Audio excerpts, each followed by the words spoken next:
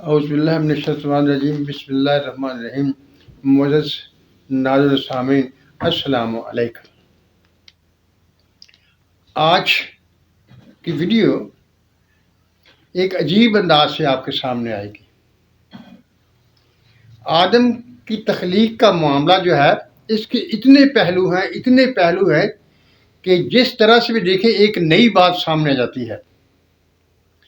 آج یہی قصہ جو آپ نے سنا بھی ہے، آپ جانتے بھی ہیں، اس کو میں ایک ایسے انداز میں آپ کے سامنے پیش کروں گا، اور ویڈیو کے آخر میں ایک سوال آپ کے سامنے رکھوں گا، اس کا آپ نے جواب دینا ہے۔ اللہ تعالیٰ نے فرشتوں سے آدم کی تخلیق کے بارے میں، یعنی فرشتوں سے مشورہ کیا کہ انی جاعل فی الارض خلیفہ، میں زمین میں اپنا خلیفہ بنانا چاہتا ہوں۔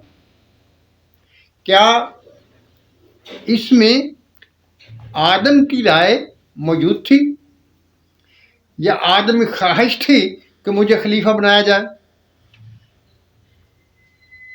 چلو، مکالمہ فرشتوں کے درمیان ہوا، اللہ تعالیٰ کے ذات کے درمیان ہوا، اور اللہ تعالیٰ نے آدم علیہ السلام کو اسماء سکھا دیے، مقابلہ ہو گیا، آدم فتح یاب ہوا، شیطان نے انکار کر دیا۔ تو کیا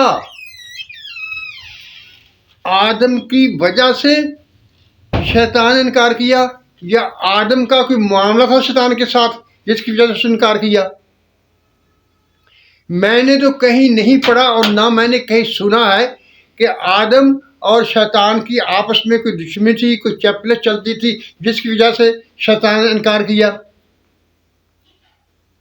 اگرچہ شیطان نے انسان کی تخلیق، آدم کی تخلیق بھی انکار کیا، لیکن اس میں آدم کا کوئی ہاتھ نہیں تھا، کیونکہ تخلیق نے رب نے اپنی مرضی سے کی تھی، اس کی تخلیق میں بھی اس کا کوئی ہاتھ نہیں تھا۔ اور شیطان کے سجدہ نہ کرنے کی وجہ بھی شیطان اور آدم کی آپس کی دشمنی نہیں تھی، وہ نے اپنی مرضی سے انکار کیا تھا آدم پر اعتراض کرتے ہوئے۔ جب اس کا اعتراض ہو گیا، اور تو پھر شیطان آدم کا دشمن کیوں ہوا؟ انکار، وہ دشمنی کیوں کرتا ہے، وہ دشمن کیوں ہوا؟ آدم کا دشمن شیطان کیوں ہوا؟ بات تو اللہ تعالیٰ کی اور شیطان کی چل رہی تھی، اور شیطان نے چیلنج بھی اللہ تعالیٰ ہی کو کیا تھا۔ اس نے یہ بھی تو کہا تھا،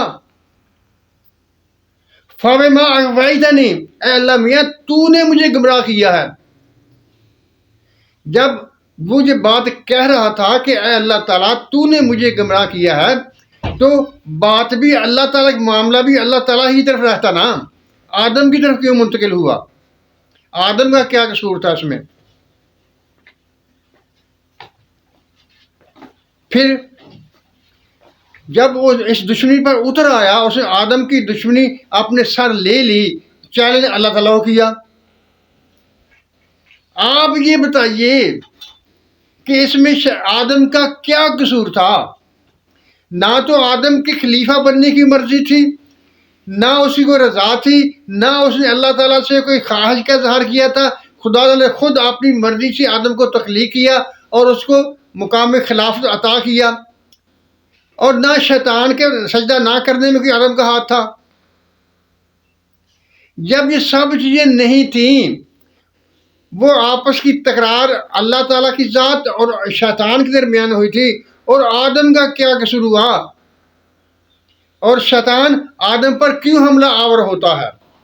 معزز ناظرین سامعین، یہ ہے وہ سوال جس کے بارے میں آپ نے سوچنا ہے، سمجھنا ہے اور جواب دینا ہے کہ شیطان آدم کی دشمنی کیوں کرتا ہے، انسانوں سے دشمنی کیوں کرتا ہے، ان کو کیوں چاہتا ہے کہ اس کو دوزخ میں پہنچا کے دم لے، جبکہ آدم اللہ تعالیٰ کا خلیفہ ہے۔ اب دیکھیے سوال، اللہ تعالیٰ نے انسان کو، آدم کو جو مرتبہ دیا ہے، کیا یہی مرتبہ شیطان کی دشمنی کا باعث ہے؟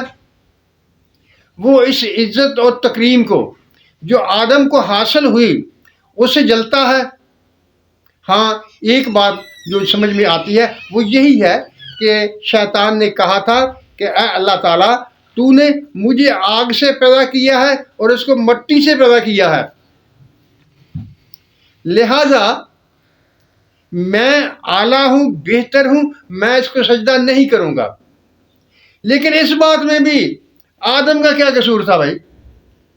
تخلیق تو رب نے کی تھی نا، جس سے بھی بنایا، مٹی سے بنایا، جیسے بنایا، اور جو مرتبہ دیا وہ رب نے دیا نا، کوئی آدم کی خواہش تو نہیں تھی، آدم کا کوئی معاملہ نہیں تھا۔ اب جب آدم کا معاملہ کوئی نہیں تھا، شیطان نے اپنی مرضی سے خدا کی حکم عدولی کی اور اپنے تکبر کی وجہ سے حکم عدولی کی، تو دشمن ٹھہرا آدم کا۔ اب شیطان کی وجہ سے آدم کو سزا کیوں ملے؟ یعنی جس میں آدم کا قصور کوئی نہیں ہے، اس کی چاہت کوئی نہیں ہے، اس کا کردار کوئی نہیں ہے، لیکن اس کے شیطان اس کے پیچھے پڑ گیا، اس کو گمراہ کرنے لگا، ہر حال میں اس کو دوزخ میں پہنچانے کا اس نے ٹھیکہ لے لیا۔ میں نے کوشش کرنی ہے کہ اس کو دوزخ میں پہنچا کے چھوڑوں گا۔ معزز ناظرین سامعین، یہی وہ بات ہے، یہی وہ سوال ہے جو میں چاہتا ہوں کہ آپ اس پر غور کریں اور اس کے بارے میں کمنٹس کریں، تاکہ مجھے پتہ چلے کہ آپ اس بارے میں کیا سوچتے ہیں اور اصل حقیقت تک پہنچیں کہ معاملہ اصل میں ہے کیا۔ شیطان کیوں آدم کا دشمن ہوا ہے؟ صرف اس کی خلافت کی وجہ سے ہوا ہے یا کوئی اور بات بھی ہے؟